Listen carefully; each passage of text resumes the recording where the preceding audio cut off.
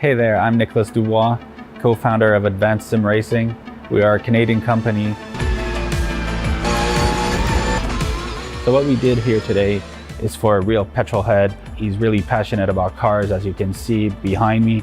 We did a turnkey solution for him based on his needs. We try to gather as much information as we can on our client. And like we did today, we install a D-box system. We install ultra-wide cube control steering wheel. We try to provide the best quality for your budget.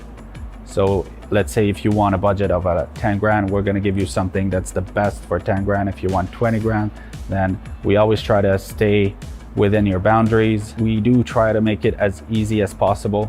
So the client, once we install everything, it's pretty much gonna be a turnkey. So he's gonna press start on his computer, and right after, we'll try to explain everything, how it goes, how it works, and then he's ready to go. Our aluminum is from USA, treated in Canada, cut in Canada.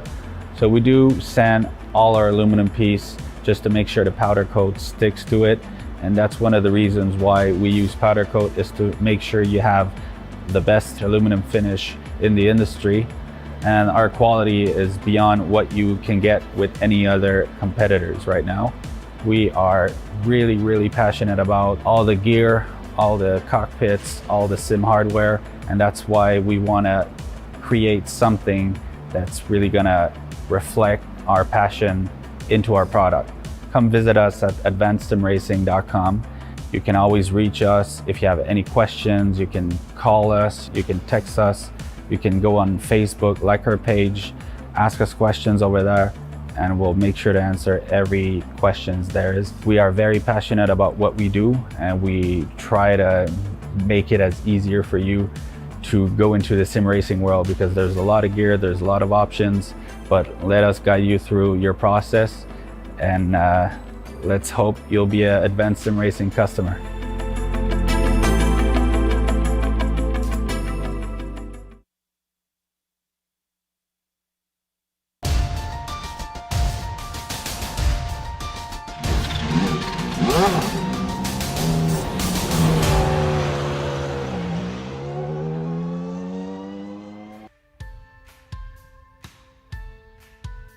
It's the final round, and 3 drivers at the top are within a scant 9 points of one another. 5 drivers have a mathematical shot at the crown. All of this, and what circuit do they face? None other than Daytona International Speedway. Everyone's going to be praying that Lady Luck is on their side as we get ready to watch round 10 of the PRL NASCAR Truck Series. And you'll see it all live here on the Global Sim Racing channel. Hi, I'm Joe Peak, and with me in the booth is Chad Irvine. Behind the scenes is our director, Sean Ambrose, and he's using cameras provided by Dougie Beard. For those not familiar as to why everyone is so tense about holding the season finale at Daytona, let's head to our track guide to show you what's so wild about this speedway. Welcome to Daytona International Speedway. This track began life after Bill France Sr. realized the Daytona Beach road course had outgrown itself. With ambitious plans and the blessing of the city officials, he built what would become the very first super speedway in NASCAR history. At 2.5 miles and with 31 degrees of banking, stock cars easily reach speeds of around 200 miles per hour. Pretty much every car can take the course flat out. This makes for one of the most unique styles of racing motorsports has ever seen. The slipstream allows drivers to stay with one another so easily that it becomes less about the speeds each driver can reach and more about the strategy of racing in a pack. Bump drafting is a technique in which the car behind actually pushes the car in front so that both are able to reach higher speeds. And side drafting is another in which the drivers use the air off the sides of their cars to slow their opponents down. Staying out of trouble is always a difficult aspect of superspeedway racing, and it's not uncommon to see drivers intentionally move to the back of the pack to avoid the chaos. In fact, the high speeds make large wrecks so hard to avoid that the term "the big one" has become commonplace to refer to the almost inevitable multi-car pileups the circuit is known for. Also, entering pit lane is its own skill, which requires practice in order to slow the car up as quickly and safely as possible.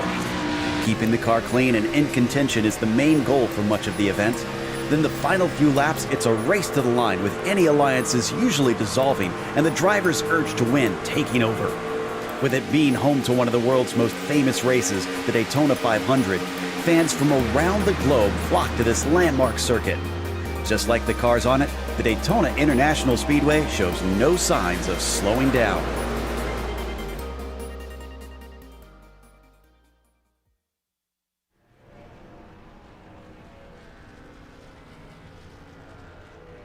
Chad, it's certainly an impressive place to hold the season finale, but I can't blame the drivers for being a little anxious about having to hold it here. No, not at all, especially with the fact that you cannot drop this race. It's a 2.5-mile oval, very high, banked at 31 degrees, and it's definitely going to be a lot of havoc throughout this race, and staying out of trouble is going to be key for the guys in that championship fight. No doubt about that. But before we get to that championship fight, let's talk about how our broadcast is brought to you by ASR. Owned and operated by passionate sim racers, Advanced Sim Racing designs and builds the sturdiest and most durable aluminum profile racing simulation cockpits available in the market today. Visit them at advancedsimracing.com. It's also sponsored by RaceLab.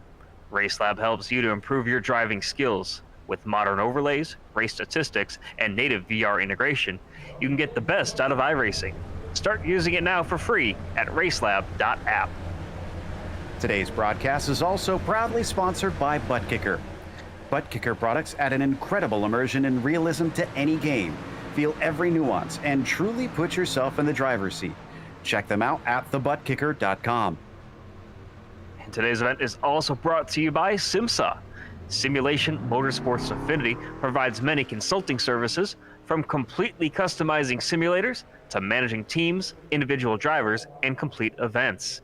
They're working hard to bring everyone together at one place to support and promote sim racing internationally. Find out how you can bridge the gap between virtual and real motorsports at SIMMSA.net. And finally, the PRL NASCAR Truck Series is brought to you by NinjaTrader. Ready to compete against the financial markets? Supporting over 60,000 users across the globe, NinjaTrader provides award-winning trading software and brokerage services. NinjaTrader is always free to use for advanced charting, backtesting, and trade simulation. Visit ninjatrader.com to get started with a risk-free trading simulator and start tracking your performance. So, as we take a look at the championship now, you can see what I was talking about before. Holly, Acosta, Conquer. Those are your main three that we are considering the most likely to take the championship. But it is Daytona, and you just never know. Thomas Sink is a bit of a dark horse. And then way off in the distance, hoping that all four of them have problems, which, again, not unheard of.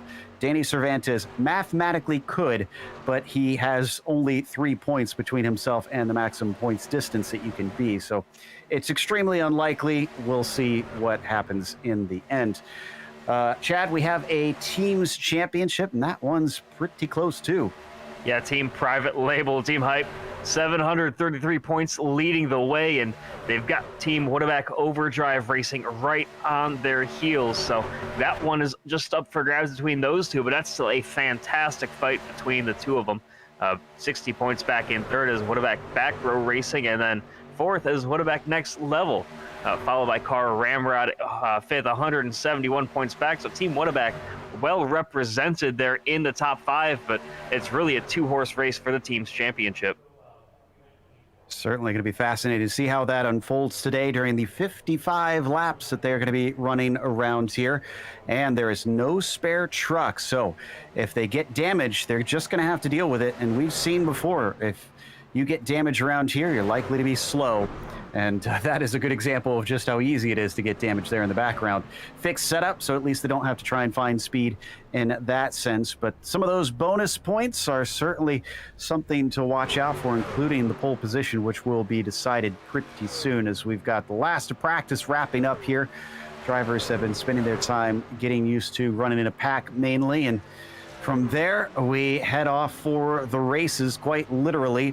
I mean, if you're one of those drivers in the championship hunt, how do you tackle this, Chad? If you go to the back, then you got to try and climb your way forward at some point. But if you try and work your way forward, well, then you risk being caught up in things easily. So what's the better of the two options? I mean, it's a gamble either way. If you're up front, you have to be sure you stay up at the front. If you somehow get slung back to the middle, you are in for a world of trouble if something happens, because there's going to be very little margin for error and no room to escape as well. And if you're in the back, you still have to work your way through a wreck if/when it does happen, because this is Daytona, and we're already seeing these guys struggle to keep things nice and orderly here in just practice on it in its own right. So hopefully these guys can settle things out. The 5 guys in that championship fight, they're going to be clawing tooth and nail, I would assume, to get to the front and just hopefully stay there. But with fixed setups, this qualifying is going to mean a lot for those 5 drivers. They're going to have to wait and see how that plays out. Certainly. And they aren't going to be going in blind to the situation, even those who aren't in the championship hunt. They've been informed by the stewards before the race plenty about what is up for grabs here. And they've been asked to try and watch out for, all sorts of situations on the lead up to the finish of the race. So basically, I've been encouraging them to stay patient and make sure not to do anything too risky in the middle of the race, ruining someone's chance at trying to take this championship. And there, again, you can see just tiny little nudges wind up in disastrous results here in practice. And the same thing could be said for the race itself. We get just 30 more seconds of this practice here today, and they'll get 2 laps to try and set their best time, which we'll talk about more as we see that qualifying take off. Because if you've never watched qualifying at a super speedway, it is certainly unique in the methods that the drivers will use compared to other tracks. So again, the ones you want to watch out for: Bradley Holly, Abner Acosta, Josh Conker, Thomas Sink, and Danny Cervantes are your top 5 that could potentially take the championship. But Holly, Acosta, and Conker are the main ones to keep your eyes on in our timing tower today. Looks like the session now moving over to qualifying. And I was talking there, Chad, about how it is so different here qualifying in the super speedways. We're going to see those drivers go up high, which is going to seem counterintuitive to those who haven't watched. Explain a little bit about what they're trying to do when they move up to that very high side. Yeah, so the biggest thing here is building momentum, trying to get as much speed as you can. You do only get 2 laps, but that second one is the one that guys really need to get exactly right. You can, running the high line, you get more momentum coming off of turn 4 towards the tri-oval. But on your hot lap, it's all about managing the bumps, working your way through. This is, fortunately for these guys, the newer repaved version here on the simulator. So it's a lot smoother than the legacy old 2007 version of the super speedway. But these guys out here, just knowing the track, knowing where they can gain the most time, because there's some spaces here you don't want to be right up against that yellow line. And if you know where those are, you're going to gain a ton of time as we ride on board here with Patrick Cowgill. You're going to see him all the way up against the wall here in the corners, trying to get as much speed out of it as you possibly can. Hugging the bottom, and it looks like he is going to stay on the bottom side on his first lap. So that's fascinating. He's not staying to the high side the first time around. And we're still waiting for the first laps to be put down. As for how this championship got here, it's actually kind of fascinating, because for a couple races, it looked like Acosta was the one to beat and could run away with things. He had 3 wins in a row, and actually 2 of them on the road courses were perfect scores. But then, unfortunately, Nashville kind of put him behind the 8 ball, because he had a bad run there in round 8, and that reeled him back in, and Bradley Holly took advantage to try and put himself back on the top spot. As Cowgill crosses the line, he puts down a 52.4, and he is the first one to set a time. Now everybody has to meet that marker. Yeah, and we've already seen a kind of a tale of 2 philosophies by just seeing what times are up there. Guys like Bittner and Cowgill, they stayed to the bottom the entire first lap, and they turned in about a 52.4. The guys that ran the top, they're about 4 to 5 tenths of a second a lap slower. So you can really obviously see just from these lap times what line guys were running through the corners. This is Baron Hilton now coming down towards the tri-oval. Let's see how he fares. Looks like the 47 going to put himself in 8th with that one. Still got about half the field that needs to set a time, but wonder how many of them won't elect to set a time to start at the back. It's a strategy we see often here on super speedways, and Cowgill's second lap is a 52.399. Looks like Josh Daniels immediately going to go quicker to a 52.389. Yeah, bunch of guys just getting their momentum built up here, and you see all the times ticking through, and look how close these margins are from first all the way back to right now. It's about the 11th spot, the top 10, all within 1/10 of a second, and that just shows how critical line is to getting a fast lap around this track. Don't forget bonus points here for the pole. 2 of them, in fact, and Cervantes will be the one to claim that, it seems, which will be good for him because he's going to need just about every bonus point he can get. He beat out Conquer by less than half a tenth of a second. Acosta's first lap, since he was riding the high side, put him well down the order, but now he's been hugging the bottom line. Let's see what the number 5 can do. It's a 52.379. It is good enough for 4th, so second row at least keeps him out of most of the trouble at the start. Yeah, and a lot of guys not electing to set a time, which is interesting because when you do that, you're saying, okay, I want to start at the back, but when half the field decides to start at the back, you could end up still in the middle of the pack, which is not where you want to be. Yeah, and honestly, that's why I've never really understood why so many keep trying it around here, because it just never seems to put you where you want to go. As Guerra in 13th finishes his second lap, and it was actually slower that time through. Not sure what he did to flub that one. So he'll have to stay in 13th position. Nicholas Hunter improves to a 52.348. Big improvement. He goes up to 3rd. And I think Ferguson might be one of our last drivers to set a time, which, no, he can't set a time, excuse me. And he is going to come into the pit lane anyways. Yes, we have a couple of EOLs, which we'll go over in a second. But the clock is ticking down to 0. Not sure that Shane's going to be able to set this one. It'll be close. Ooh, just barely managed to set his second time, but it wasn't faster in the end, so it didn't matter. Let's go through that starting order here for the grid with Cervantes taking the pole, denying the others their bonus points, and Doug Evans will be starting to his outside. It'll be Nick Hunter in P3 with Josh Conquer in 4th. After that, Abner Acosta starts in 5th, as Josh Daniels will be in P6, Dalton Geyer 7th, and Patrick Cowgill 8th. Adam Zemke starts P9, and the outside of row 5 has Doyle Lawrence. And in row number 6, it is C.M. Pennington taking the 11th spot with Clayton Kerr to the outside there. Then Colton Lane and Stacy Hunter making up row 7. Yao Guerra and Baron Hilton making up row number 8. Then in 17th position, Mark Kalin with Adam Schoen to the outside, and Josh Bittner and Ryan Traver making up row number 10.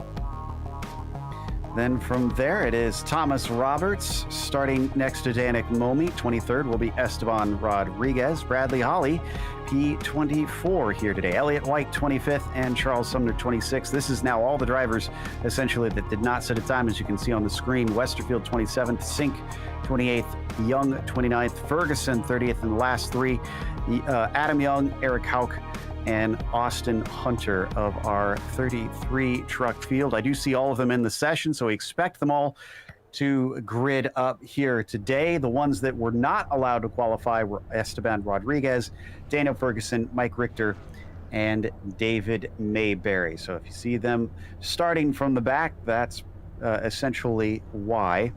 We do have a few onboards with us today, though. I believe we've got Austin Hunter as one of those. I mentioned earlier, he's going to be starting way at the back as they're just starting to take off now. And of course, we have Patrick Cowgill giving us a view once again. He is starting within the top 10. There's his triple screen setup ready to go. And as typical, Bradley Holly is going for another championship, but starting towards the back, but a little bit in the middle. He's discussing some last minute things with his team before they get going. And finally, we've got Ferguson in there as well. And he will give us a view from the side with his rig. Oh, it looks like we have a last minute entry too. Esteban Rodriguez, starting from 23rd, is going to give us a look at things as we watch his expressions throughout this race. Chad, they get 55 laps to decide a champion and a winner for this race. I don't know about you, but I'm excited to see what is about to unfold amongst some probably tense drivers. Yeah, finishing a season at a crapshoot track like Daytona always gets these drivers' nerves up, and I'm getting a little nervous for them when you have so many guys in the fight for such a close championship. Absolutely. Hawley going to try and do his typical climb. We've seen him start from the back often. Can he withstand the chaos? Will Acosta be able to take advantage of being up towards the front, or will his bad luck return? And can Conquer do anything with him starting up towards close to Acosta as well? He's got a long row to hoe. But the green flag is out here at Daytona International Speedway, and we go racing for the season finale here in the Precision Racing League NASCAR Truck Series. Cervantes with a decent start, but already that top line is starting to push, and Doug Evans trying to get his nose out early. And the biggest thing these guys need to do right now is settle in, get a feel for the guys that they are running around, because they might not have gotten too many laps directly in front of or behind guys, or even side by side with them in practice. So you can kind of see them bobbing and weaving just a little bit through the corners. They need to get things sorted out as they head down to turn number 3, because if these guys keep weaving like this, you might see some unfortunate collisions that you might not predict if one guy goes high and the other low at the same time. And immediately going low, Doug Evans gets in front of Cervantes. Up on the high side, that's Josh Conquer now leading, who certainly will want to do his best to try and take victory in this race. As they cross the line, it will be Evans who leads the first lap, and that will be a bonus point for Evans, but not for Conquer quite yet. Yeah, and you can see these guys kind of fanning out through the corner. Some guys, I think that was Daniels all the way to the high side up against the wall, peeking his entire truck out thinking about making a move to the outside, but nobody there to go with him. Still double file all throughout the field as they fan out just a little bit further on back. Still relatively organized, not seeing anything crazy amongst them. And the reason we keep bringing up those bonus points is because guys like Josh Conquer will need to try and get as many as possible. And he'll do that by leading lap. Then you get a bonus point for leading the most laps as well. Conquer might actually just nab it here at the least, and he does. Looks like Josh Conquer will be at the front that time across. No, he was not. He was scored as 0.003 of a second behind Doug Evans. Wow, that is incredible how closely these guys are battling, because they're not giving each other an inch of space. You kind of see some gaps in between the cars when it comes to nose to tail between them. As the race goes on, you're going to see them become more and more aggressive with their bumps and with their drafting and pushes. But at this point, they just kind of need to keep things in check and keep their nose clean. Wonder how our points leader is doing in the back, trying to find where our Bradley Hawley is. It looks like he's currently running in 23rd, and he is single file already. It's gone down to one lane towards the very back of the pack, so those drivers are looking to get into it in the long haul. We ride on board with him. He's definitely lifting, and he's chatting away quite a bit now. Yeah, he's already talking strategy with either his teammates or a spotter, because I think he's very comfortable here just waiting for something to happen in front of him, because some of these guys are very racy up towards the front of the pack. There's a lot of laps to go before he really needs to start getting up to the front. Looks like Conquer has now ducked down to the bottom line ahead of Doug Evans, so he will for sure lead this time across the line. Josh Daniels is at the front of the top line in the beginning of the pack. There you see them on screen now. Daniels being pushed along by Doyle Lawrence behind him, and pushed along quite well. Look at him start to gain. Yeah, and one thing that I can recall from this track a couple of months ago, back during the Daytona 500 times, was a couple of guys were able to work their way from the back of the pack, like we're seeing your championship leader running right now. We can see some guys start to work their way up, and once you kind of get a run, get comfortable with the cars around you, you can work your way from the back all the way up to the front in just about a dozen or so laps, as long as there's that space available, because you're going to see some three-wide racing probably here towards the end of the race. For now, everybody's respecting the space of those around them, getting some good pushes up at the front. And I think Josh Daniels fancies trying to get up to the lead as he continues to get help from the 9 of Doyle Lawrence behind Josh Conker. It is Doug Evans who briefly led, but now he's taken to pushing. And our pole sitter, Danny Cervantes, third in line. Where is Abner Acosta? Looks like Acosta is currently down in 11th and 12th. He's riding on the low side. He is our other contender here in the championship. Yeah, and he just had a huge run down the back, thought about and almost gave Patrick Cowgill a huge shot as they went into turn 3. And that's about the worst time to do it because the driver's in front of you, just trying to get his wheel set, trying to get himself ready to go into the corner. You don't want to be bumping throughout those turns because that's when things get very dangerous. Conker continues to lead. Daniel's not able to get fully past to be able to duck down to the bottom side. Kind of curious as well, since this isn't a terribly long race, if the high side will start to come in a little bit more. If we'll see drivers find that the rubber's been put down enough, they can start to make that work as we fly down the back stretch. This time it's a big, big push for the 77 of Daniels, but he still doesn't manage to clear that red, white, and black number 54. And Dalton Geyer running about 12th right now on the inside line. Had a huge moment coming off of turn number 2, but able to keep things pointed the right direction. No harm, no foul. Kept his spot in line, but just very, very loose there on corner exit. And you'll see some of these guys coming down the backstretch probably start to peek their nose out. You can't run behind another car forever. You need to get some clean air on the front of the car, keeping those engine temperatures down, because that's when things could get dangerous if you stick behind a car for too long. All right, so put yourself in the shoes of the 184, Chad. When is your go time to try and work more towards the front? He still sits back in 25th, and he's showing no signs of trying to pass other trucks. If you were in that cockpit, when would you go? I think that it just depends on how the race flow goes. If it remains clean and caution-free and everything like that, I think about cross flags at the halfway point, you need to at least have a game plan and a mindset that you need to work your way up. If you wait too long, you're going to end up stuck back in where he's at right now. But also, if you get too aggressive too early, you could end up being the cause of the first yellow. Or maybe, if this race does become a little more angsty towards the middle part of it, you don't want to. You want to be either too far back enough you can get through the wreck, or far enough in front that you're clean. So I would wait for halfway, see how the race is kind of settling itself out, and just go from there. Seems fair enough to me, as the 54 of Conker on the bottom side, still fending off Daniels, who can't seem to do enough to go round the outside here on the high banks of Daytona.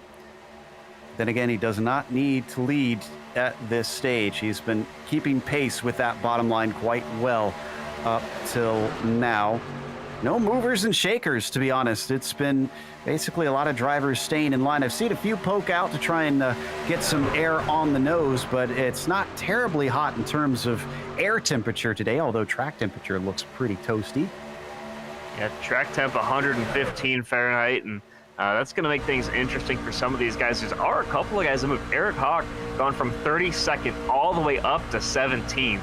Adam Schoen in the top 10 now after starting 18th as well. So there are a couple of guys that have found ways to make passes, and a couple of them have also tried to just work their way towards the back of the field to complement that. So definitely some movers up the field as we see these guys now working their way on to lap number 11.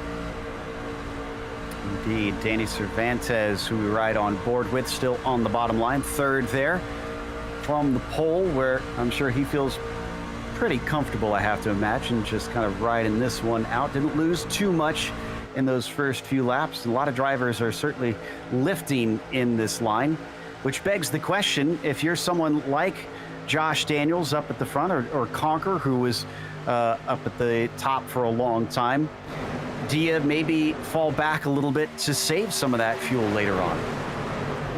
That's something that I hadn't really thought about. Everybody, of course, starts with the same amount of fuel, but you're going to burn a lot more being the one up at the front of the line. You're breaking the wall of air for everybody back behind you.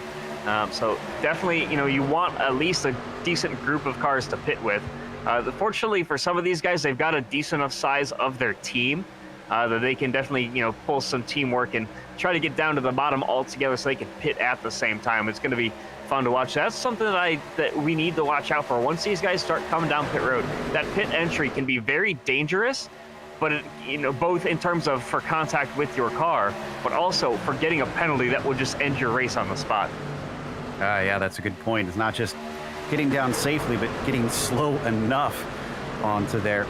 But we also have to consider, you mentioned the team aspect of things, of pitting with other people. Whataback has a virtual army out there, so I have to think that a lot of those guys are going to be in communication. Guys like Bradley Holly, who we saw chatting with the others on his team, probably going to be saying, now is when we pit. Someone makes the call and they all try to get to the bottom. You want to get down to the bottom probably at least a lap, if not 2 laps before, and that way you've got plenty of time to pull down pit road. And these guys have been practicing their pit entry all week, because this is the one track where there's plenty of room to do it, but if you make the slightest mistake, you can either lock up the tires and speed into pit road, or slide it into the wall or into the grass. So it's very dangerous, as we've talked about. But these guys have practiced it. They know exactly when to get it right when they need to come down pit road. I'll be honest, pitting here kind of reminds me of road course racing, having to find those brake markers and just nail it just right. As Daniels continues to lead, now being pushed by Evans. He's essentially swapped compared to what we saw before with Conquer on the high side, although he's not riding as far up, and has actually been beside Cervantes for a couple laps now. So not sure if he's doing this intentionally or if he's having a hard time trying to get alongside the 77 like he was doing before to him. But already we're 14 laps into this, and this has been very well behaved. Is this a sign of what's to come, or is this the calm before the storm? I think it's the latter, definitely. I mean, once these guys start making pit stops, all bets are off. And guys are going to have to realize, hey, we're getting closer and closer and closer to the end. Because right now, you can still say, okay, we've got 40 laps. I've got time to do whatever I want to do. But once you come to the end, I don't have time to do what I want to do, so I'm going to do it now. As for your comment about waiting till halfway, Bradley Holly's still back in 25th, hasn't made any moves. He's just been sitting back there, and nobody changing spots as we continue to keep our eyes here on the front group. It's been side by side pretty much down to, I believe, about 21st place Josh Bittner back there in the 84, the last in line before it starts to go single file. So the majority of the trucks are interested in trying to race up at the front. But a relatively large contingent has been trying to hang back intentionally and sandbag here until they get to go time. Now, we mentioned that Esteban Rodriguez had to start from the back of the field. He's still back there. He is really taking this to extremes. He's 32nd out of 33, but he's a fast driver. He's got Daniel Ferguson with him. They're just in front. He's also a quick guy.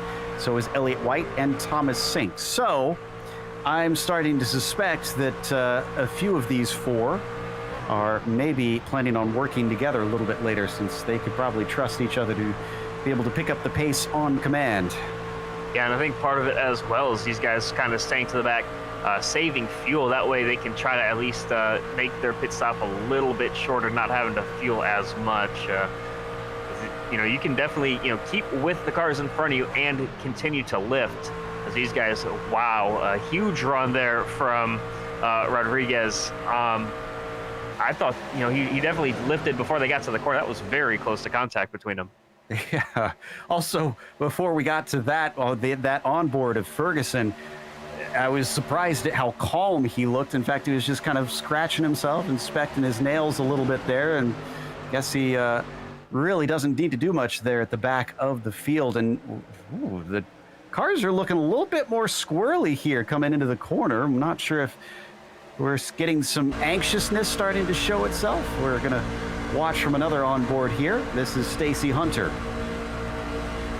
Yeah, and Stacy, I was watching in practice all before this race, and a lot of issues, just kind of trying to keep things clean as we see him starting to kind of wiggle and kind of bop up towards the top just a little bit. But going back to that onboard of Esteban that he had, saw him checking his nails, he was looking at something completely off his main monitor, and I was like, man, I wish I could do that when I was racing. I was thinking the same thing. I am so tense during these super speedway races. My eyes are fixed on the screen and my knuckles are white the entire time. But that's why these guys are vying for a championship, and I'm not. I'm just up here in the booth as the 54 is drifting back yet again. I think he's trying to find a way down to the bottom. He just kind of peeked out a line to the inside once he let, I believe it was Cervantes by. But now he's just trying to find a way to get down. I think that, there's got a gap back behind the 31 of Cowgill, so maybe he's just trying to get back down there. I'm not entirely sure, but I think that he wanted to get back down. Could have been maybe trying to side draft, but hard to say. It'd be weird for him to try and do it at this stage unless he's just getting practice in. We've lost a few of our drivers in that lead pack. It's now down to about 16 of them. So maybe a few are dropping back to try and get ready for a pit stop. And by the way, if you look up at the top line, that thing is just falling apart. Of course, you've got the 54 of Conquer with Lawrence back behind him. Then you've got a decent gap back to Clayton Curry in the 82. Now that line's starting to form up just a little bit again, but you see that full truck length there as that line is kind of just falling apart up on the top side. And I think we're getting within the pit window here soon. Might need to go a little bit longer to play it safe. So I wonder if any of them are going to maybe risk trying to stay on the lead lap with some friends by pitting early and hoping they can get to the finish by getting track position. Look at this run off the corner from Conquer. He's got a huge push there and thought about trying to dive it down to the bottom. He was clear at one point, but unfortunately had to give it back up. But they just got a huge run on the high side, and they just showed they can get clear if they need to. Oh, he was playing possum then, so Conquer can definitely try and get something done if he really wants to. He's got the pace. There you see the 25 of Cervantes there on the bottom to our viewers' right. Traver setting the fastest lap. He's way back in the field in 31st, so I guess he's now closing up the gap to try and get involved. And yeah, you can see them getting much more packed up. They were spread out in the back, even though they were a single file, and everybody trying to get that much closer here as we get ready to hit the halfway mark somewhat soon. Yeah, an expression I've heard from a lot of drivers on iRacing is the big difference between road and oval is on road, you are racing the track. On oval, you're racing the other drivers. And pack racing is a prime example of that. You just need to, race with each other, but at the same time, you got to do everything you can to keep yourself out of danger and just run your own race. So right now, we're at 40% of the way through this race, and wow, very squirrely there just a moment ago for some of the guys up on the high side. Yeah, that's a little bit disconcerting to me, to be honest, that we've been seeing that a few times around here. I think Conquer's going to get another big push here from Lawrence, so I thought he was, and then Lawrence seems to have backed out of it somewhat. So it won't be a big push. Josh Daniels continues to lead. Haven't mentioned a whole lot of some of the other ones hovering around towards the front of that group. Nick Hunter, don't count him out. Clayton Curry has been a little bit anonymous, but has been hanging out in the top 10. Same thing with Patrick Cowgill. And one of our championship contenders still sitting in 10th himself is Abner Acosta. He is currently, I think, still on the bottom line. Yes, he is. The car running 7th in line on the inside, Dalton Geyer. He's been having some issues wiggling throughout the corners. He's clipped the apron once or twice as well throughout the corner. Let's watch him here as he's going to send it into turn number 3 because he has just struggled just a little bit here, and they're keeping the car settled underneath him. Hopping on board with Geyer now. Saw another big run from the 54, but once again was not able to get ahead of the race leader. Geyer running the bottom side. You can see the differences in speeds that can happen so quickly as he breezes past many of that high side line up to Stacy Hunter there in the 71, and then It stalls out as they hit the corner again. Yeah, he definitely wanted to give a shot there to the car in front of him, but had to back off because they were just about on corner entry. And this is where I've seen him lose it just a couple of times. Fortunate to keep it stable this time. Yeah, he's wiggled on corner exit just a couple of times so far, and that's a little disconcerting, especially for one of the guys running right behind him. Still no Mavericks, though. Nobody willing to try and come in and pit here to take an early stop. So we'll keep an eye out. Oh, and just as I say that, here we go. Evans, Cervantes, and a few others. I think Patrick Calgill in there. Some smoking tires. Hopefully they got woed up in time.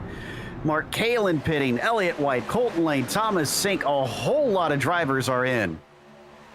Yeah, and Calgill very, very aggressive on pit entry. He ended up from about 7 or 8 car lengths back being 3 wide in the middle on pit entry with how deep he was able to go. I think he got it slowed up in time, but we're going to have to see the times on these pit stops, seeing how long it takes them.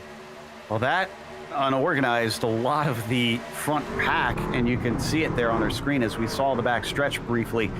That is not nearly as clean in 2 rows as it was early on in this race. Highline, in fact, falling backwards quite quickly. A few more now peeling in. I see Josh Daniels, who is getting a lot of ground on that. The driver behind him, is he going to be able to hit it? He smokes it up behind him. We got a car going off. I think that's Adam Young. He's going to run into another driver, and that is Ryan Traver, unfortunately. Wow. We talked about how dangerous pit road is here, and I mean, that just proves the point. Poor Adam just came in a little too hot, and I think he just gave a little bit of an apology over the radio. He got 2 drivers as well, and that's the second one was Traver that got turned around. Eventually, he found his way back to the pits, but he certainly took a circuitous route. By the way, I'm not sure where the damage would have come from. The 22 of Eric Hawk, he clips the apron as well. He's going to come into pit road, but he's got a bunch of damage to the right rear of that truck. Okay, we got yet more in. Looks like Dalton Geyer, and a caution comes out just as a couple drivers cross the line. CM Pennington and a couple others might have a penalty. Curtis Young as well. What caused it is the question. It was the 519 of Guerra. He going through the tri-oval. Looks like something happened to him because he was there alongside, I believe, the 194 possibly. Okay, so yeah, here's the incident. Others came into pit. I think he just got distracted by all of that because he's going to drift into Thomas Roberts in the 194 to his right side. Wow, yeah, I think that he was just so focused on not getting into the back of anybody coming down pit road. But wow, fortunately for these guys, that was the right time to do it. They were at the back of their pack, and you know, none of the guys racing for that championship were right around them. So gonna have to wait and see how this plays out, because that was right at the end of the pit cycle. It was, and like I said, I think there was a couple drivers that didn't go past the cones before the yellow flew. I don't know if they're going to be able to have the stewards clear those black flags. Not sure what the standard is on that for this one. I haven't heard any shouts for that over the radio yet, so it's only a matter of time. We're going to have to wait and see. So those who still needed to pit are Conker, Acosta, Curry, Hunter, Shane, Hilton, and Zemke. I see Hauk and Curtis Young drove through pit lane but didn't stop in their stall, and I'm not sure why that is. I'm seeing the same. I'm not entirely sure. Wonder if they were the ones that found themselves seeing the caution flag before they came across the cones. I'm checking right here. Yeah, they were among that group. Where did the caution lights come on the pace truck? That is the question. And we talked about, Joe, getting to halfway. Where did this caution fall? There you go, about halfway. In fact, I think exactly halfway, so go figure. As we get more drivers pitting who still need to take their stop. So let's see how this one plays out. And I do have the timing on the pit lane. Oh, wow. The lights came on after everyone was through, but CM Pennington snuck through as his truck was only halfway across the line. So I think everybody will avoid penalties here, but man, was that close. That is incredible timing. And, I don't want to sound like I'm a great prognosticator or anything, but I told you something was going to happen right around halfway and right around the pit cycle, and it was right in the middle of both. Okay, so here's some interesting strategy. Acosta has stayed out. Now, I'm going to say on pretty certain authority, this is because he has not led a lap. He wants that bonus point. He'll get that bonus for leading a lap here, but he's going to sacrifice a lot of track position. He's got to try and work his way back through the field after this. Yeah, it's going to have a lot of work to do. That's going to play into the, he's only 6 points back of Bradley Holly in the championship coming into the race. So 1 point there is going to be huge for him, especially because Holly's not even been near the front so far. Yeah, he's just been hanging around 10th to 12th, thereabouts. So hasn't really made any attempts that we've seen to try and push his way forward. So he's having a few blinking issues here, so let's hope that clears itself up. Josh Daniels has pitted behind him. Eric Hauk, I don't think, came in as Correct. well. I'm not seeing him having pit yet either. He came down pit lane at least once. We already reported on that. And it looks like here comes Acosta to pit road. And Hauk as well. Yep. Acosta just wanted that lap led, and he got it. Now he takes his service because he has to pit, and he definitely doesn't want to do it under green. So he's just going to sacrifice all this track position and find himself in the back on our restart as the drivers are trying to get themselves caught up to the pace truck and get sorted out. But I think we're going to get restarted in lap 32, most likely. Now the pace truck lights are out, so they're going to go green this time by, it looks like, lap 31. That's going to leave a decent 25-lap shootout here to the end. So you're right. So apologies, lap 31 on our restart. And we are unfortunately going to be missing two of the trucks, Roberts and Guerra, involved in that last accident. So down to 31, and since they, I believe, did blow their engines, we're not likely to see them back. That means the lowest we'll see any of our championship contenders finish is 31st, which will net you 12 points. So keep that one in mind. And I'm trying to figure this out. I'm not entirely sure why, but Adam Young is somehow one lap down, and he didn't seem to get any penalty, or maybe I missed something with his pit stop. Actually, no, he must have had a penalty, because remember, he made contact with someone correct. on entry. Yeah, so I think he had an unsafe pit entry, and that's what happened with him. And unfortunately, the yellow came out just a little too late to save him on that. Otherwise, he would have been able to get back out on the lead lap. In the meantime, Josh Daniels has control because the pace truck is in. The green flag is out. Ooh, he gets a bit of a jump. He might learn to regret that one. Will everybody try and swamp him, or are they just going to check up when they reach the back of that 77? And he's picking between both lanes right now, but ends up settling for the inside. Outside having a little bit of trouble at the front, getting formed up. Your front three are all together there. But then fourth, fifth, and sixth up on the high side. A little bit strung out with a huge gap from third back to fourth. Doyle Lawrence, we haven't seen him lead this race yet, but he can't fully get clear. Just a bit of a nose of the 77 underneath him. Tries to get a push from the 62 of Mark Kalin, along with the 29 of Esteban Rodriguez. Boy, Rodriguez made up a lot of spots in a hurry on that one.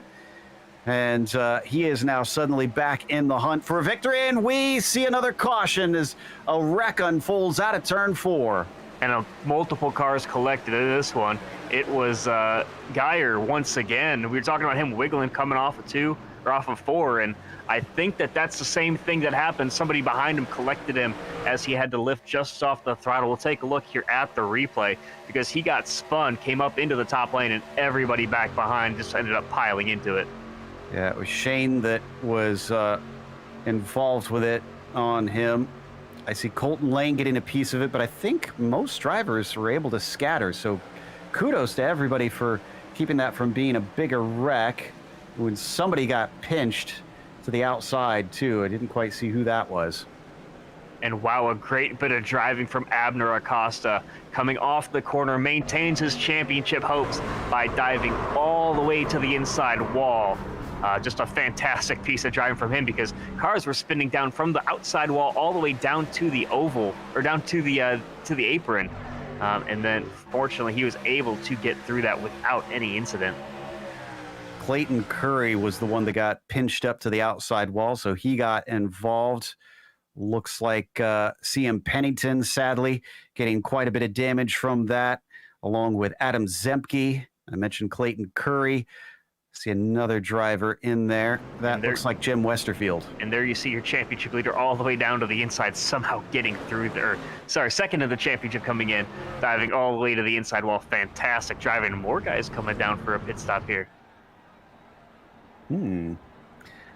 I guess the one good thing for some of our championship hopefuls is that the more drivers that wreck out, the more points they're going to get if they have an issue, because they'll finish up higher. And yeah, you're right. We're seeing about half the field here. No, about a third of the field are stopping in for some service. Yeah. Robert's going to be the first one out. And a lot of these guys pitting all throughout the middle of the field. Normally you'd see guys, you know, come in for just like a splash of fuel or something, but instead of that, you just see, I mean, everybody from the midfield working their way down. Maybe some guys collected some damage and decided to stay out for a lap, but not entirely sure. Yeah, nobody's going up on the Jackson here, so I think you're right. I think this is guys getting damage repaired for the most part. Honestly, I'd be shocked if they were taking tires, since traditional wisdom has always told me that you really don't need tires to be quick around Daytona. It's more down to that use of the slipstream. Yeah, absolutely, Joe. Looks like a couple of guys still sitting in pit road. Adam Shane, Clayton Curry, over a minute of repairs, as well as CM Pennington, Colton Lane, and Dalton Geyer, as well as Abner Acosta sitting on pit road. Is that correct? He is. He did leave a message in the chat saying, I got entering closed pit. Is that a hold? Meaning he entered a closed pit lane and was given a black flag. It's a little bit of service. I might have to go check to see if he got damage from that, because he can't serve that under caution. He did not touch anybody going through that wreck. There was no contact. So I'm not entirely sure. Wow. Again, this does complicate the picture, because Acosta's now at the back. He's in 28th position. Bradley Holly is in 13th, so he's stuck in the mid-pack. And then our other main contender, Conker. Where is Josh Conker right now? Trying to pull him up. He is in 9th, so he is the best position of anybody, but he's only mildly ahead of Bradley Holly on this restart. We'll see if he's able to get farther up to the front, because he has been running in that top group within the top 5 for the majority of this race. I'm sure he'd like to continue that trend. Yeah, wow, this race has completely changed from the first 25 laps to the last 10. I mean, wow. I didn't expect some cautions to come out so quickly with how clean the race started off at. Yeah, it has certainly changed complexion. So 2 quick cautions. Are we going to see yet more in here late in this race? Will this offer fewer opportunities? And let's not forget, they have 1 green-white checkers attempt in this series, but that doesn't take into account the time limit. Hopefully we don't reach that, because that can make it even more complicated. I'd hate to see the championship decided in that fashion. But I believe we're getting ready for green here on lap 35. And up at the top, Doyle Lawrence will have control. There goes the pace truck. And the green flag is out. The 9 gets going as Josh Daniels has an opening on the bottom, and he's going to take it immediately. Pretty disorganized towards the back. Abner Acosta getting a huge run here. He thinks about splitting the middle to the end. He's just going to dive it back to the inside, so he's got some work to do. Championship leader right now is currently in 14th, so outside of row number 7 on the restart. Patrick Cowgill, though, he is up in the 7th spot. He came in, sorry, not just looking at Cowgill. Conquer is currently in the 9th spot, and he came in 9 points back. Big checkup on the bottom row, though, and I didn't quite see who that started with. Someone below Cowgill. I think that's Daniel Ferguson. Thankfully, nothing becomes of it, but we're going to watch from Ferguson's perspective here. Here's his roof cam, and there is his onboard camera. Not concerned about what just happened, as he's kind of smiling about the racing right now. Still as relaxed as we saw before. Abner Acosta looks like he's serving a penalty. He is. He just worked his way back down pit road again. So he did have to serve that penalty. He better hope that he can get back out on a lead lap, or else, oh, as we go 3 wide here up towards the front, that's Lawrence there in the 9. I was surprised to see 3 wide a little early. These guys, though, making it work for now. Going into turn number 3. Oh, there's contact up front. The 77 of Daniels manages to hold on to it. Things are getting sketchy. I'm with you. I can't believe they're going 3 wide at this stage. A fantastic bit of driving on multiple drivers' parts there. They try to get back 2 wide, but the 9's going to be left out to dry with Doyle Lawrence stuck in the middle. I'm not sure if he's being hung out to dry or if he's saying, screw this party, I'm out, guys. This is too crazy for me. And Sumner is now our leader, ducking to the bottom side after he avoided the craziness that just erupted. He's going to get a push from Doug Evans behind him. It is Conquer to the high side. Conquer probably exactly where he wants to be now. Yeah, the only issue with Conquer being in the same lane as your championship leaders, for every spot that they gain in the high lane, both of them are going to move up a spot. So Conquer's going to have to make up some work here, make up some ground. We're going to have to wait and see how this plays out. Oh, boy, that exit off of 4 did not look good. As we watch from Cowgill's perspective now. Just bobbling back and forth a little bit around through the tri-oval. Cowgill sitting second in line on the top row as he tries to help push the championship hopeful Josh Conquer. By the way, Abner Acosta did go a lap down, and he is not the leading lap down car, so he is not in contention for the lucky dog as it sits currently. Yeah, and he might have been as they they got the entire pack here's coming up on a lap car. It looks like, okay, fortunately they are going to keep it down on the apron. That's Adam Zemke that's just now going a lap down. Very smart racing there by Zemke, slowing it down, keeping it on the apron, staying out of everybody's way. Yeah, Costa's about half a lap ahead of this front pack, so he's going to be hoping that we get another caution soon so that he doesn't go 2 laps down, because that is a very real possibility with him being by himself out there. This front group with Sumner and Conquer, the top of the inside and outside row, now getting ready to complete lap 39. The laps are ticking down. This is a horrible development for Abner this late in the race. Yeah, and this late in the season, you just have to feel for him. He's just hoping for anything to go his way at this point, but he's got a lot of things that are going to have to go right for him, as it looks like Adam Zemke has pulled it down pit lane, so he might have just be parking it from here to the end. But yeah, up front, these guys still bobbing and weaving all over this track. Wow. Now's when we got to get our calculators out as well, because it's getting so close to the end. Holly running in 10th place currently. Conquer hovering around 2nd and 3rd, briefly flirting with the lead at times. And for a win in this series, it is 42 points before you get to bonus points, but Conquer has at least led laps. I don't think Holly has, though. I don't believe he has. He's been far towards the back for most of this race, now up into the 10th position. This is about the farthest he's been up in the front of the field all race long.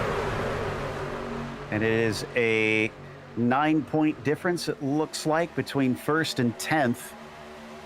And the difference between Holly and Josh Conquer coming into this thing was 9 points, I want to say. That's correct. And then that bonus point for Conquer as well is going to help him just that little bit. But wow, got a lot of things. My abacus is starting to smoke over here, Joe. I may need to take care of the calculations. Yeah, I'll let you get to that as we now jump to Bradley Holly. Yeah, if anything, now is go time for the 184, trying to get himself into a better position. He does not need to win the race. He just needs to be close to guys like Josh Conker, and things are getting sketchy in front of him. Look at them start to bobble around Kalen once again in the thick of that craziness. Thankfully, it calms back down, and Cowgill now has a shot as he leads the top line. Doyle Lawrence pushing him. Josh Conker leading the bottom line with Sumner, his helper. Guys all throughout the field trying to side draft, try to help their line as much as they can. And I mean, wow, the moves that some of these guys are making. The bottom line starting to slide up just a little bit. Guys on the high side come to check down just a little bit, trying to clear the air on the nose of their truck for just a matter of moments, get those engine temps back down. But man, this high line now just started to have a huge run here. Can they get clear though? Hard to say. 31 is clear.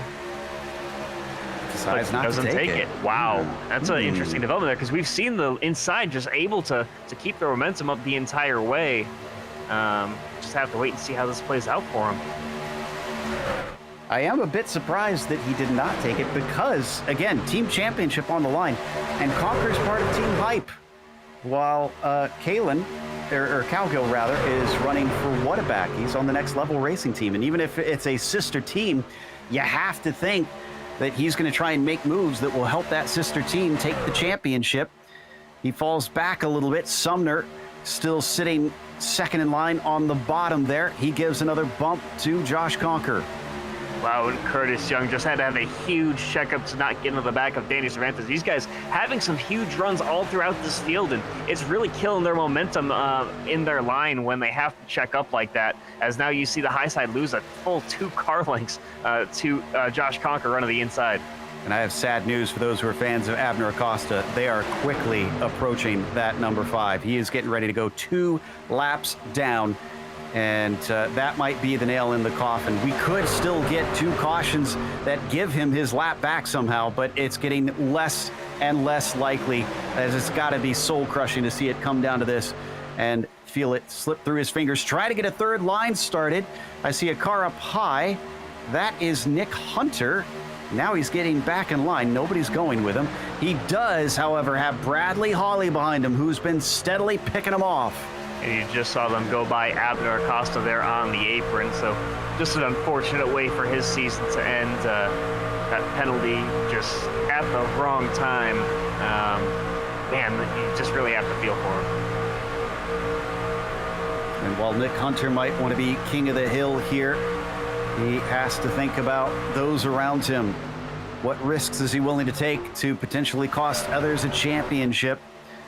And that 109 sitting behind the 31 of Patrick Cowgill here, leading that top line. And no, this is Abner Acosta actually now pulling out of the way, but he doesn't go to the bottom. He's going to go to the top. This will force everybody 3 wide momentarily. This can sometimes cause problems, but it looks like they are good as everybody's able to sneak through. And he is going to slot into line just so that he can pull the draft of those ahead of him.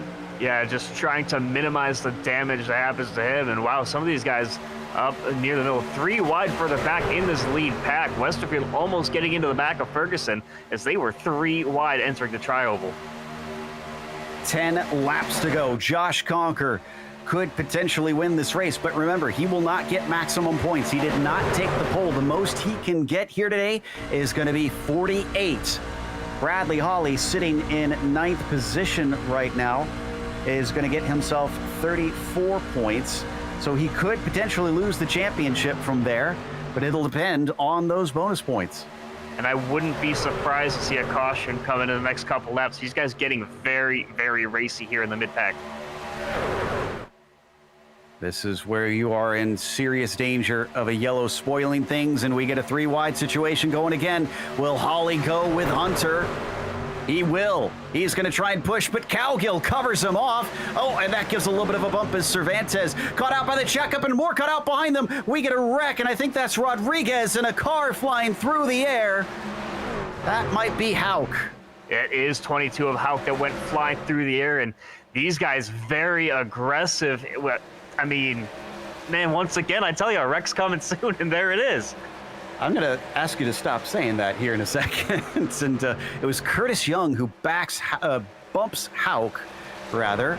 Hauk checked up, saw everybody in front of him slowing, and poor Curtis Young was the only one standing in line that didn't notice. That was a huge checkup there through the mid. I mean, that wasn't just a slight lift. That was completely off the throttle, maybe even having to get the brakes because they were just slamming into each other. That was the 94 of Curtis Young there, who unfortunately caused a lot of pain for a number of drivers. I think Abner Acosta maybe snuck through, but again, I don't think he's getting a lap back here. Yeah, and you'll see this outside line, they start to go 3 wide. Nobody knows which lane to stick with here. And then as you see, going up top, and there's just going to be a huge accordion effect there with drivers piling into each other. That was Cowgill. I mentioned it earlier. He pulled up to the top side because he saw the third line going, thought he wanted a piece of that, and it kind of dominoed backwards in the end. Yeah, see, he's going to just pull up to the top side, and you can't see it from this view, but everybody behind suddenly has to hit the brakes or lift a little.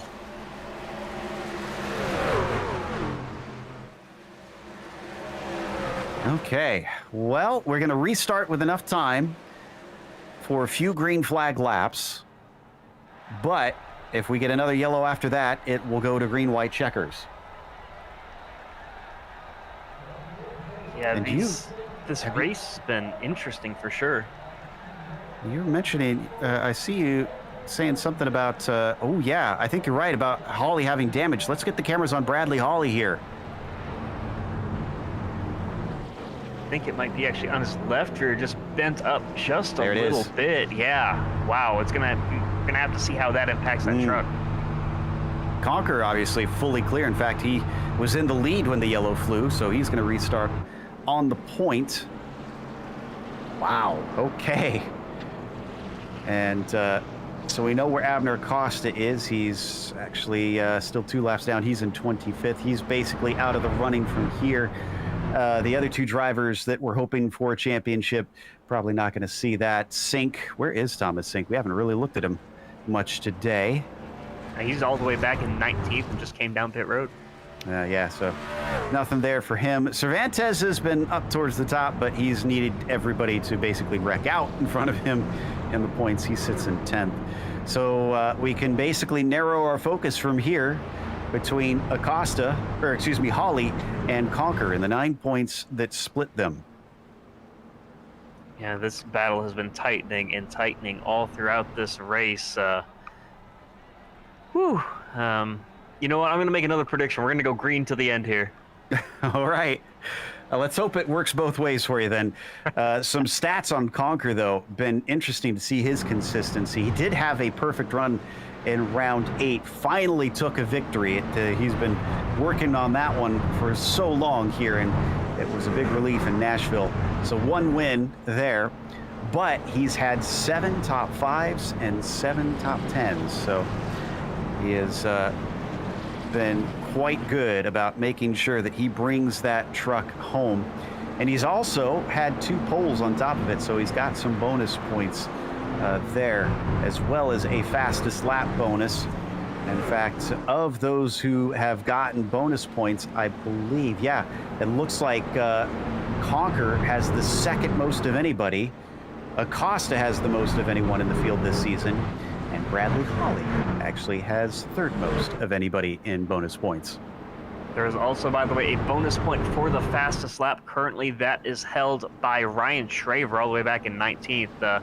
47.794. You're going to have to keep an eye on that to see an alert pop up at the top right of your screens. If you're watching at home, that'll alert you when somebody goes to the next fastest lap. If you're just going to keep your foot in it through the corner, especially if you're on the bottom, you've got a shot at taking that extra point. Okay, so hear me out. This depends on how vindictive Acosta wants to be on this. With him being towards the back and out of it, he could kind of hang back and try to get himself a huge slingshot to take that fastest lap away so that nobody else can get the bonus. So, I don't know, just went through my mind that maybe something he could do, depending on if he wants to help Conquer or not, or hurt Conquer rather, which I doubt he wants to hurt him because he's his teammate.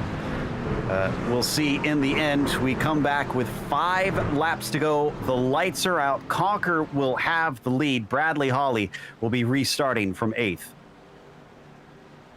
It's going to be fun to watch on these restarts. These guys have done a pretty decent job of keeping them clean as we get set to go back green. I can't wait to see what we have in store for these last 5 laps.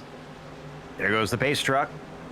Josh Conquer waiting for the green flag, and it is out. He is away. Can he hold on to this? Can he take the victory, and will that be enough? Looks like he's going to have Patrick Calgill helping him from behind as Sumner on the high side. Starts to fall back. Doyle Lawrence giving a big push there to the 31. Top lane is a whole lot of nothing right now. Look at that. Holly, as soon as he can, gets down to the bottom. That top side is not formed up at all, but that's where he needs to be to pick up enough positions. I think right now, I have to check my math, it's going to be very, very tight between those two. Yeah, Holly really needs to be within at least the top 5 in points to keep himself safe from losing it. That's not official. There's so many numbers and variables in that one. That is just a general rule for those wondering where he needs to be. Cars wavering around a little bit in that line, but now he's plugged in now that he's moved to the bottom. Oh, and we go 3 wide as someone bails out. Not sure who that was. I think that was Nick Hunter, it looks like. Wow, and very, very racy on further back through the back. Kalen got loose a little bit and went all the way back up to the high side. In fact, Kalen's got quite a bit of damage there. Oh, this is getting a little testy. If we get a yellow, we're going to a green-white checkers here. We got to keep this safe, and top line is moving now up at the front, and it's Calgill who's got the push. It's Doug Evans giving him a shove, and Josh Conquer slipping backwards. There's Bradley Holly about to overtake him. And 2 guys fighting for the championship now side by side. Can the inside get the run? Here comes Conquer just a little bit, getting a huge shove from Lawrence, but I don't think it's going to be enough. Holly does not need to make this pass. If he sits directly behind, that is the championship for him. Even if he finishes 2 positions behind, I don't think that'll be enough bonus points that can be had by Josh Conquer at this stage as we watch with Bradley Holly, the steely eyes of this man that we've witnessed so many times in this series, now seeing himself get ever closer to another championship. Oh, and Evans very squirrely after getting a push from Holly there. Oh, right watch them. how much, oh, there's the caution. Wow, we're going to see a green-white checkered here. Timing and scoring is going to be interesting to see how this times out because they were side by side for, I think, the 4th spot. We're going to have to see where Conquer was and who's going to finish start on the inside. And I believe this starts with Thomas Sink. The 48 is going to get a bump that doesn't work from Daniels in the 77. He'll collect Mark Kalen, and they'll also get into, I think, Austin Hunter. And then from there, we get a few flying around. In fact, I think Sink found himself in the air. Some serious damage for a few drivers. Yeah, only 1 attempt at a green-white checkered, but I don't know if we're even going to get there because this is also a timed race. Let me check the time here. Let's see what we've got on that. As that is 7 minutes left to go. Yeah, we should have enough time to get that one in. So I think we're good there, thank goodness. Hate to see this thing end by timer of all things, but we got to get them re-racked. I think 7 minutes should be plenty to get them to the line before the clock runs out. And by the way, looks like the way it timed out, Conquer is going to be the inside of row number 2 with Bradley Holly to the outside. So whichever lane gets the big jump here on the restart, that could be crucial for your championship. At this point, all Holly has to do is not lose too many positions. He could pinch down Josh Conquer as well. If he gets a decent jump, make sure that Josh can't gain any positions, just has to sit put. Then that will help solidify things for the 184. And all this coming down to one last go with things. And I think also if you're Bradley Holly, if there's a spot that opens up behind Josh Conker in line, you might just see him tuck in behind and just say, I'm going to follow you the entire way. If you go somewhere, I'm going to just stick right with you. Play his shadow, knowing that that will seal the championship.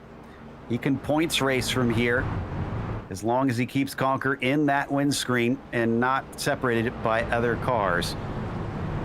I think we get the 1 to go next time by, which would take us to about 5 minutes left. It's only going to be one attempt at the green-white checker. The way that this race has developed, it was incredibly clean first half of it. And now, I mean, the top has come off and everybody's just going bananas. Some of the drivers that started from the back have definitely played the game right. Daniel Ferguson, who we talked about earlier, has gone from 30th to 7th. Bradley Holly, one of those that didn't qualify, 24th to 4th right now. Adam Young, actually 31st to 11th. I'm not going to say anything else about Adam Young because of our history of cursing the poor guy. And who else do we have? Austin Hunter, 33rd to 14th, it looks like.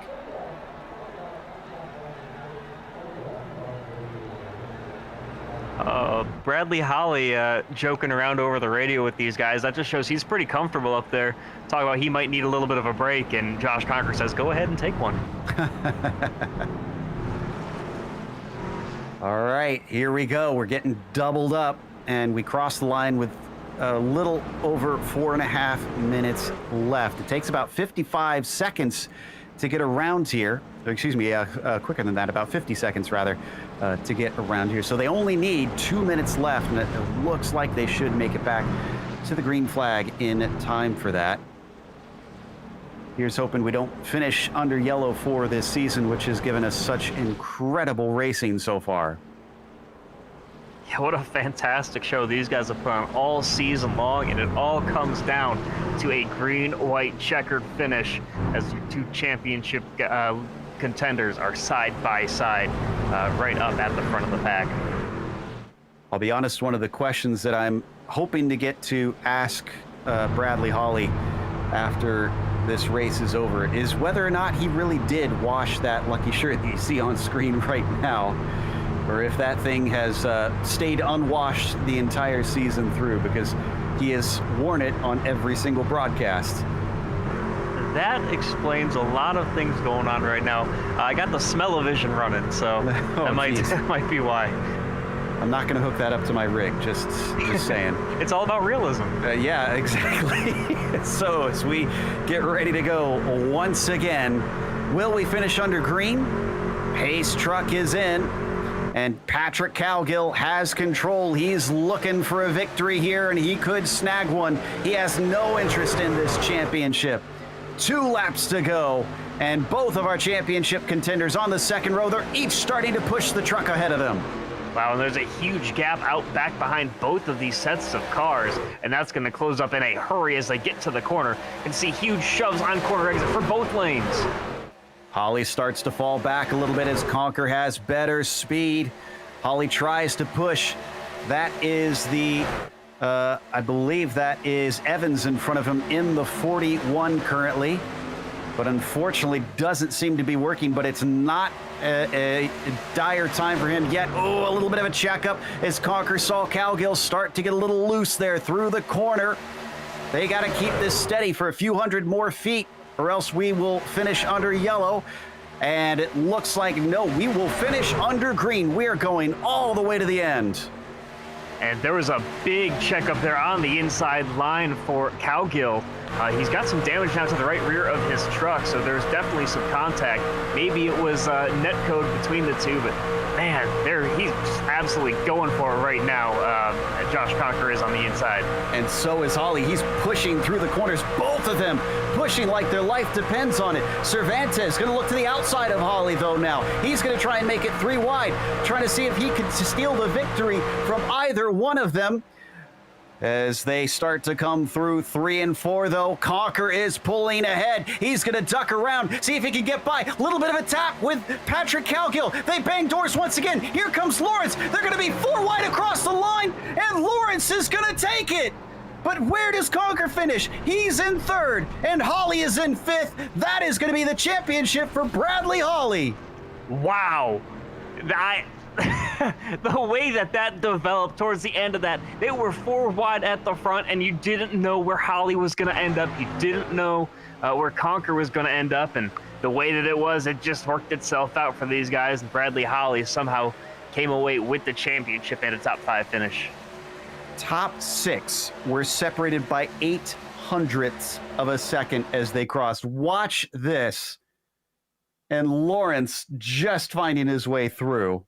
And look how aggressive some of those drivers were, trying to do everything they can to not lift. And whew, I think we need a breather after that one. It's your last chance to get that win in, and Lawrence was the one to join the other 4 that have taken a victory. But we're going to take a quick break. We'll come back with the unofficial results as well as driver interviews. Stick around.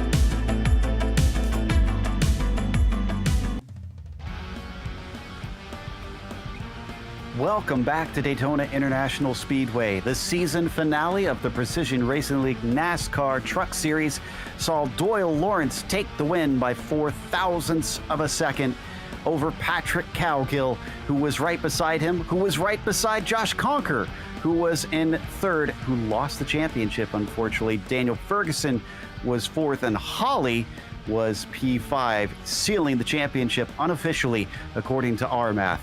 Doug Evans finished in 6th, with our pole sitter Danny Cervantes winding up 7th. Charles Sumner was P8, and Pennington was 9th, with Nick Hunter finishing in 10th. Yeah, in the 11th spot was Joshua Daniels, and then Stacy Hunter. Clayton Curry comes home 13th, followed by Adam Young and Austin Hunter. Then Josh Bittner, Abner Acosta came home 17th, 1 lap down. And then it was Elliott White, Mark Kalin, and Ryan Shraver, all finishing multiple laps down. Yeah, then we get into those who unfortunately started to get involved in those wrecks towards the end. Zemke, Sink, Shane, Lane, Momi, Hilton, Rodriguez, Hauk, Young, Westerfield, Geyer, Roberts, and Guerra out of our 33 drivers here. But we have our champion and fifth place finisher here with us, Bradley Holly. Bradley, by our calculations, you are the champion. Congratulations. Thank you very much. That was a tough season. Now, coming into this, obviously everybody's pretty nervous about Daytona holding the finale and all the unpredictability. When it came down to the line, what's going through your head? Did you know that you had it wrapped up at that point? Did you do the calculations and know exactly where you needed to be?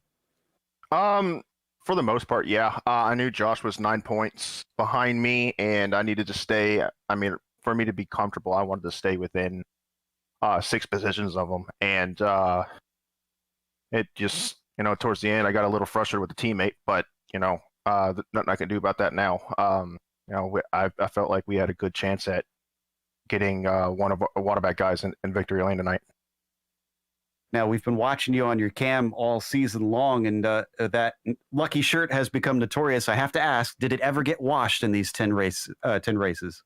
Yeah, it gets washed, definitely. Okay. Because with how sweaty I can get in this seat, especially during the summer, I'm pretty sure flies would be pretty attractive to me at this moment.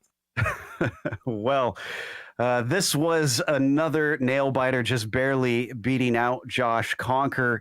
Are you going to be back to try and defend the crown in season 4? And how are you feeling about the playoffs coming up now that we get into this part of the season? Excited.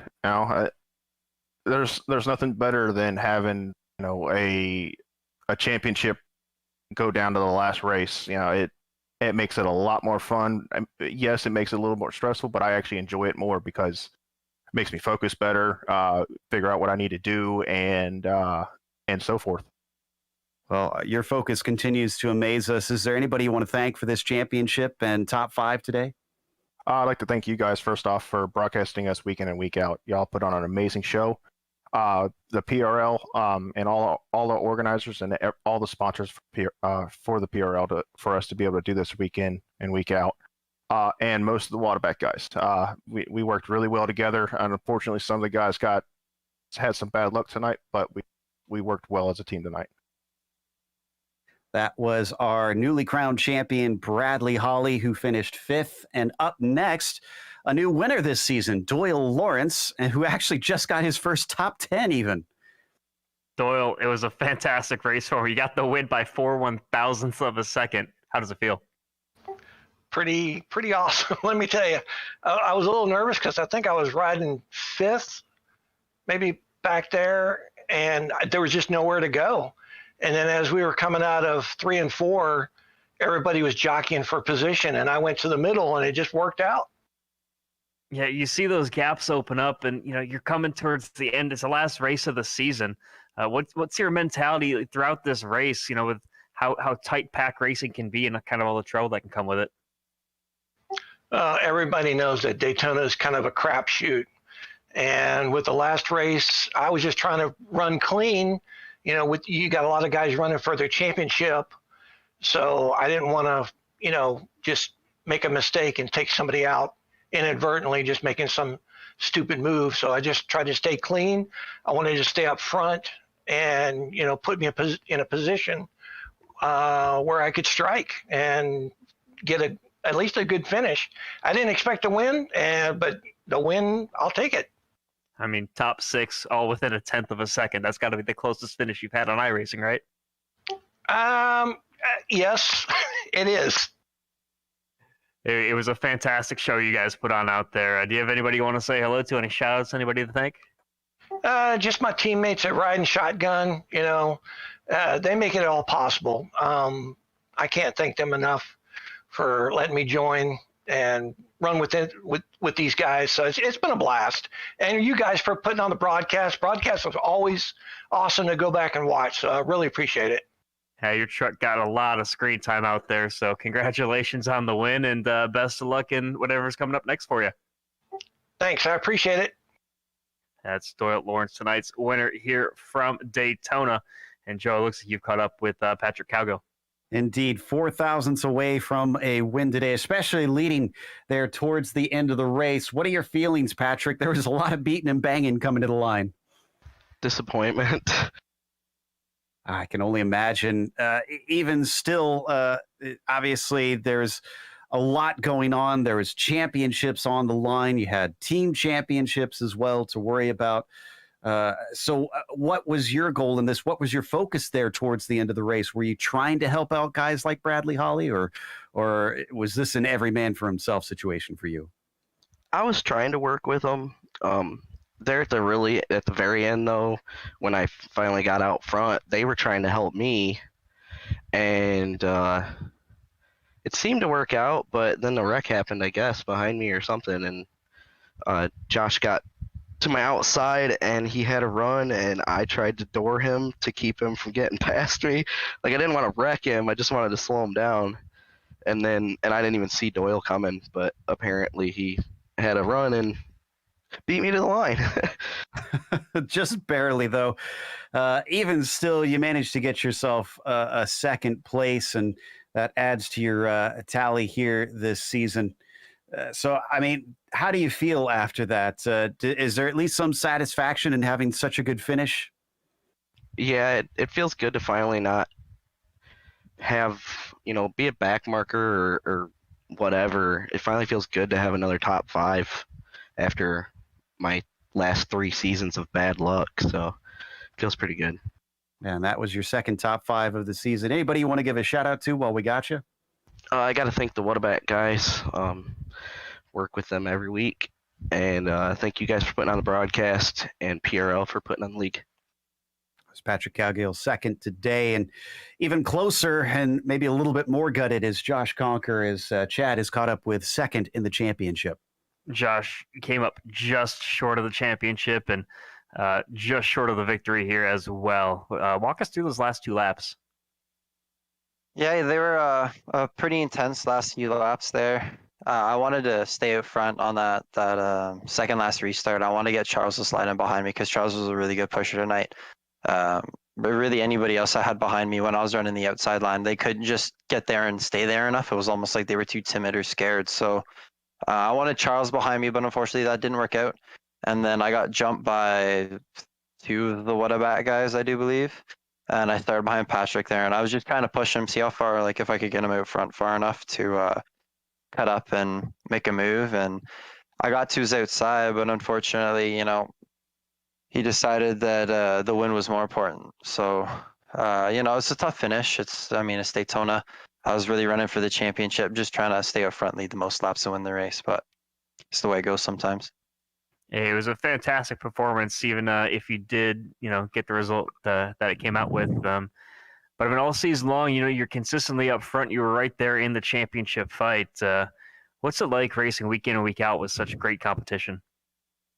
Yeah, racing with all the guys up front: Brad Abner, Daniel Knight, Daniel Ferguson, Esteban.